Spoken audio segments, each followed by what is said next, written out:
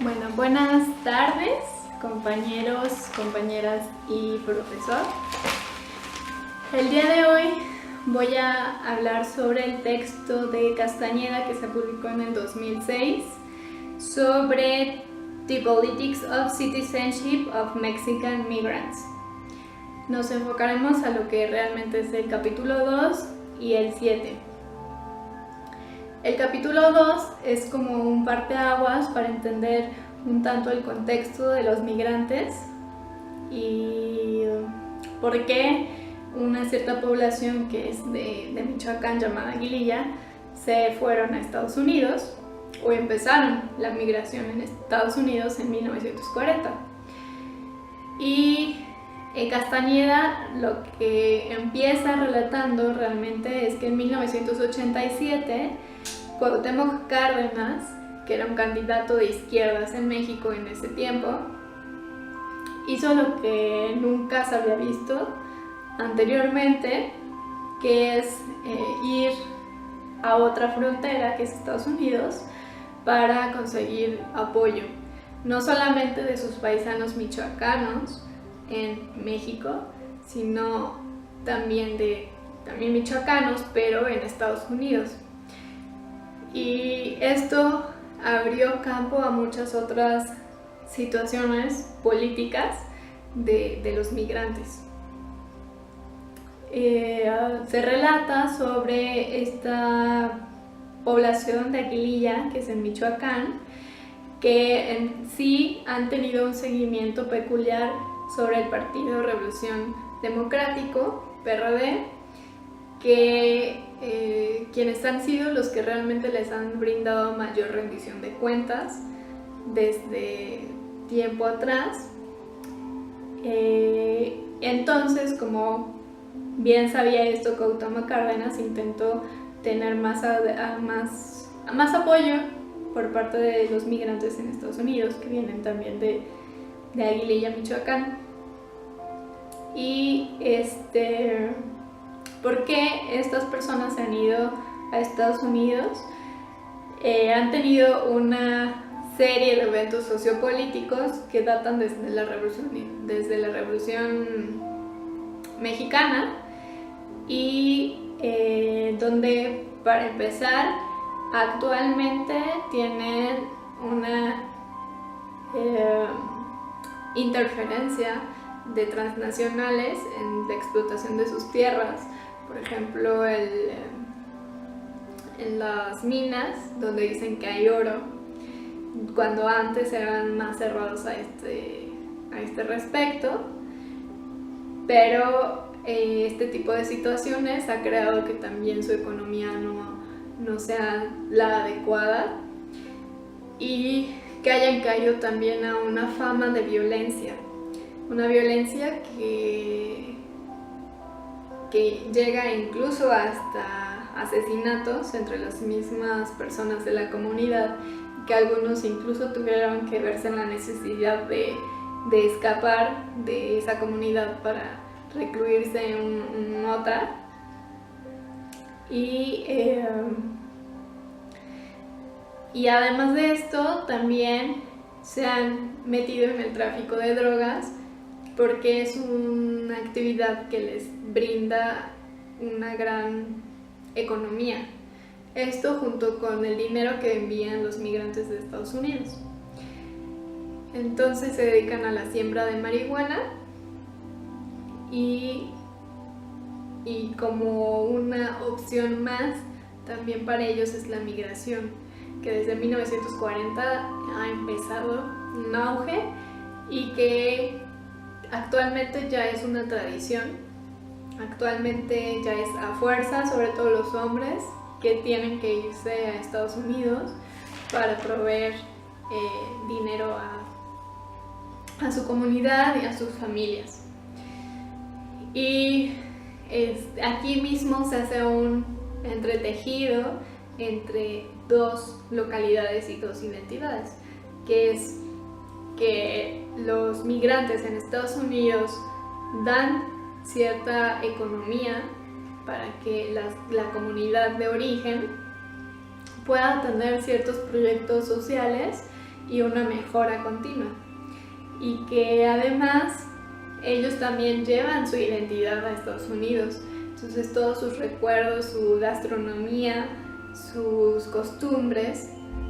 se expresan también en Silicon Valley, que es donde viven muchos de estos migrantes de Aguililla, y que por todas estas prácticas de identidad, toda su gastronomía, como son las panaderías, las carnitas michoacanas, etcétera, tienen lugar en Estados Unidos. Y entonces ellos tratan como de reconstruir lo que dejaron aquí en México, o la Aguililla que dejaron aquí, e incluso ya no llaman a Silicon Valley como tal, sino lo llaman como Aguililla Chiquita. Y estos intercambios obviamente cambian también la percepción de identidad, y la migración como tal también tiene ciertas consecuencias, ya sean positivas o negativas, y el autor aquí refiere a algunas, como por ejemplo el empoderamiento de las mujeres que se quedan en Aguililla.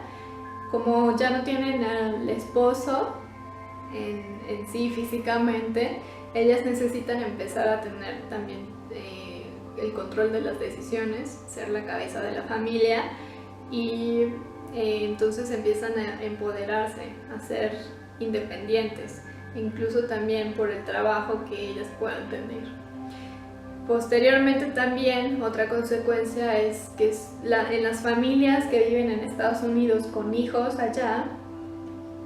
tienen miedo de educar a sus hijos, de tomar castigos, reprenderlos, porque los hijos los amenazan, o realmente lo hacen, que es llamar a la policía. Entonces, como no pueden educarlos, ellos refieren que sus hijos empiezan a tener malos pasos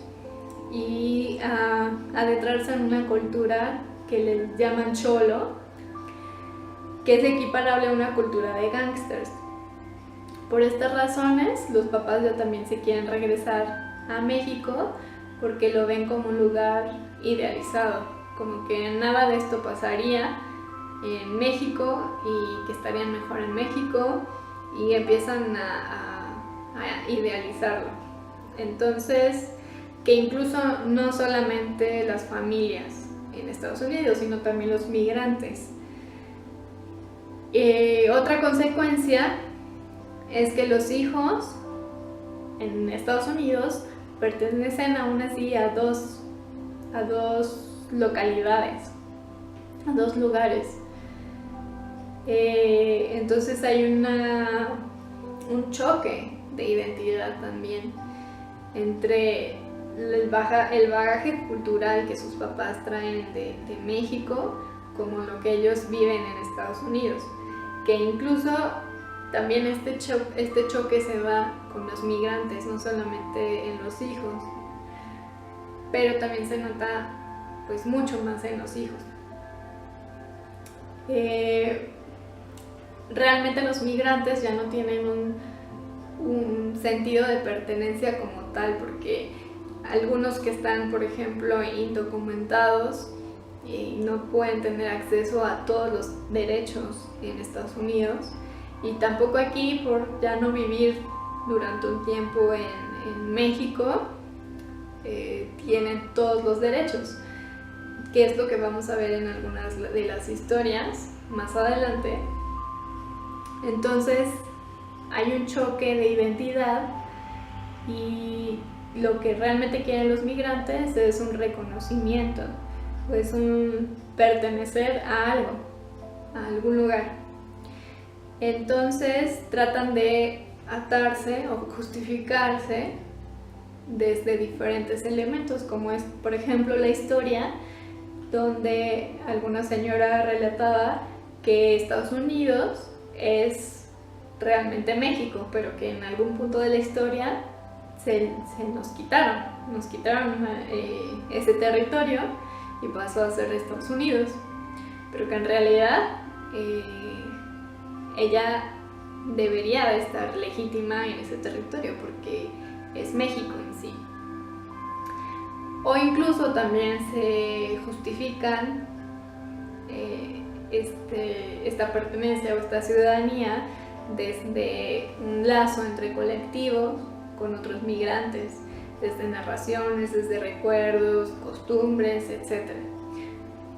Y claro que la política también da cierta pertenencia. Entonces, al momento de que fue Cuauhtémoc Cárdenas a Estados Unidos, pues fue como un boom porque también fue ese reconocimiento de los migrantes y fue un evento muy importante para entender también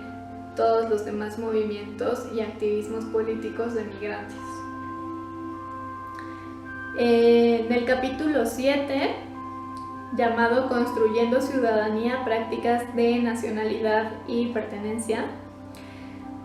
Castañeda empieza tratando de definir lo que es para él translocal, y él refiere que es un movimiento entre dos o más localidades, manteniendo siempre una conexión con el lugar de origen, y que a su vez esta conexión permite el desarrollo de un espacio social transnacional, cruzando límites sociopolíticos, históricos y económicos entre dos o más regiones. Y en este capítulo se divide en 3 apartados. Primero hace como un bagaje teórico sobre ciudadanía, migración, cultura y democracia. Posteriormente, en un segundo apartado, trata de hablar sobre lo que son las historias de 3 migrantes que hicieron cierto grado de política o de activismo político. Y un tercer apartado y último, tratar de entretejer todo esto anterior en elementos que moldean la ciudadanía de migrantes, que es realmente el sentido de pertenencia del que hablamos hace rato, y de un ámbito también legal, que es el que hablaremos a continuación. Primero nos habla sobre lo que es el concepto de ciudadanía,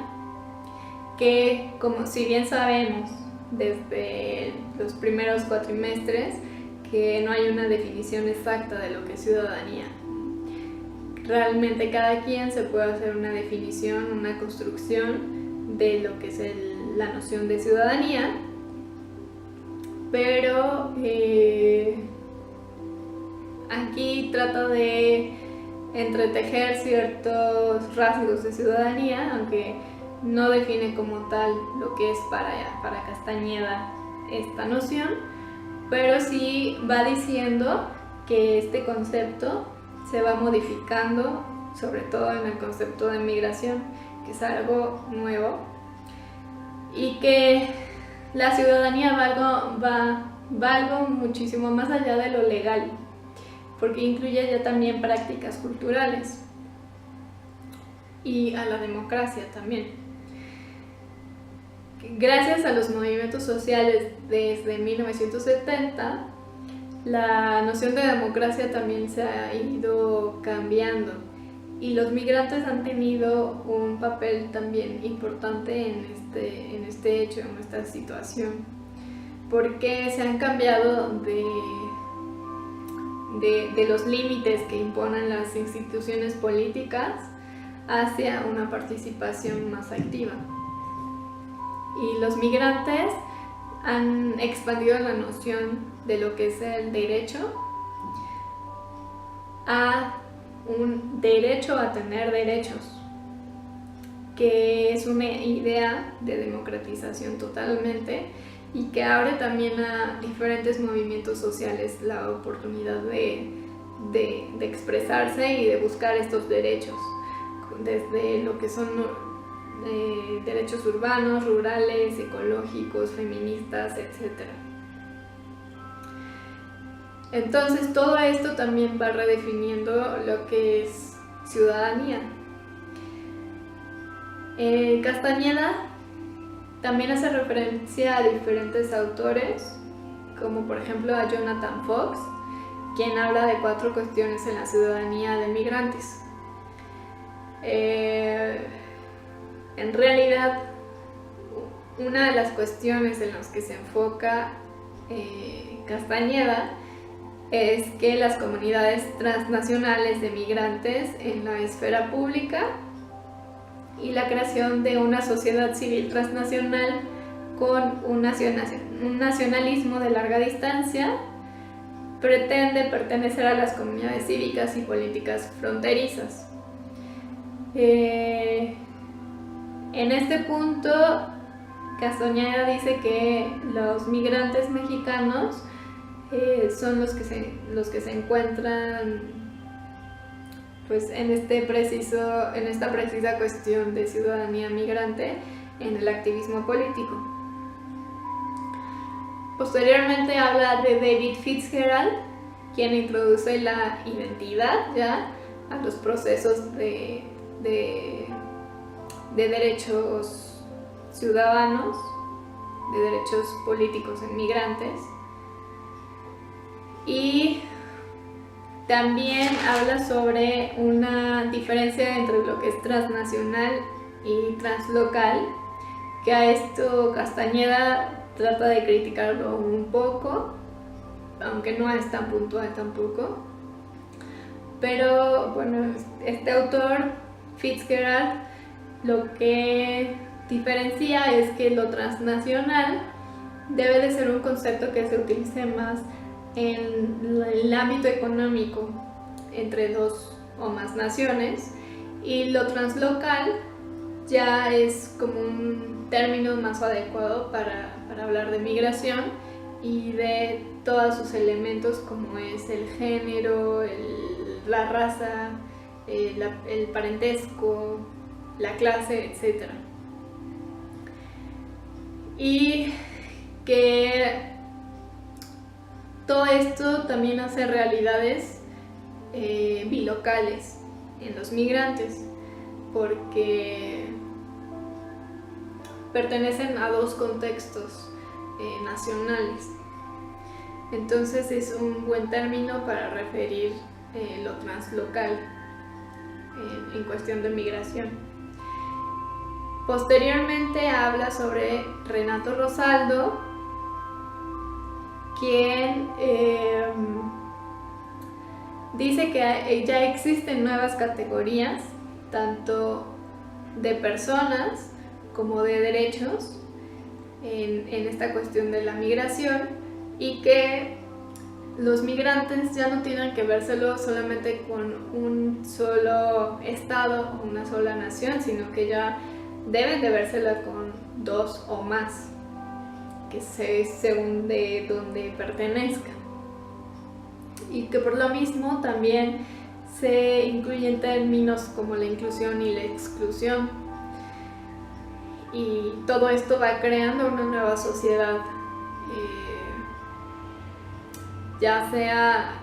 que se reinventen prácticas institucionales, ya sea que se reinventen prácticas personales o en lo privado. Habla también de Louis Goldring, quien dice que la ciudadanía incluye 2 dimensiones, que son los derechos y las prácticas ciudadanas en términos de conexiones con el lugar de origen, que estas conexiones se expresan en términos de asociaciones o clubs, donde los migrantes realizan los proyectos de ayuda con la economía que ellos tienen para una ayuda social en sus lugares de orígenes, donde han realizado escuelas, hospitales, carreteras, iglesias, kioscos, etc. Y que además estas asociaciones desde 1920 se han venido también fusionando o agrupando entre otras para crear lo que son las federaciones, que tienen ya también una mayor fuerza como tal, y Otros tipos de prácticas transnacionales ciudadanas se relacionan con lo político, que es lo que veremos a continuación con algunas de las historias que narra Castañeda. La primera historia que narra es de Andrés Bermúdez, también llamado como el Rey del Tomate. Él fue candidato para el municipio de Jerez, en Zacatecas, en el 2001, ya que fue invitado por un presidente municipal, pero que a la mera hora fue pura habladuría y ya jamás lo apoyó ni nada realmente. Él lo que hizo fue, en su candidatura, para ganarse como la confianza de los de Jerez, repavimentó las carreteras, dio facilidades deportivas y alumbrado público como parte de su campaña, y pues obviamente ganó. Pero el PRI se fue de chillón diciendo que Andrés Bermúdez en realidad era americano y que ya no era mexicano, y que esto no se podía porque era anticonstitucional. A lo que Bermúdez intentó renegar, porque realmente tenía todavía la ciudadanía mexicana, y lo trató de demostrar, pero el Tribunal Federal Electoral al final pues dijo que la ciudadanía se debía de expresar en términos de residencia, y eran mínimo 12 meses de residencia para poder ser candidato a cualquier candidatura política. Entonces él llevaba 11 meses, ya por un mes no lo cumplió, y pues fue un fracaso en sí, pero fue un parteaguas también para redefinir y discutir quién sí y quién no puede ser candidato y ser partícipe en la política de México. Entonces fue un evento importante también para México y la política. Y bueno, hubo dos bandos de discusión, quienes decían que en realidad los migrantes tenían un escaso conocimiento porque ya no vivían en México y pues ya no saben las condiciones en las que se encuentran, y otros dicen que realmente sí hay un conocimiento porque si no, no habría migración. Y bueno, obviamente Bermúdez expresa su desilusión porque los migrantes dan dinero para ciertas mejoras en México y al final no se deja participar políticamente en el mejoramiento ahora sí de México. Entonces, en el 2002 se hizo, por medio del Frente Cívico Zacatecano en Los Ángeles, un foro de discusión llamado Migrantes, Mexicanos y Ciudadanos, para discutir precisamente esta problemática de la ley electoral en Zacatecas y luchar por ciertos derechos políticos de los migrantes,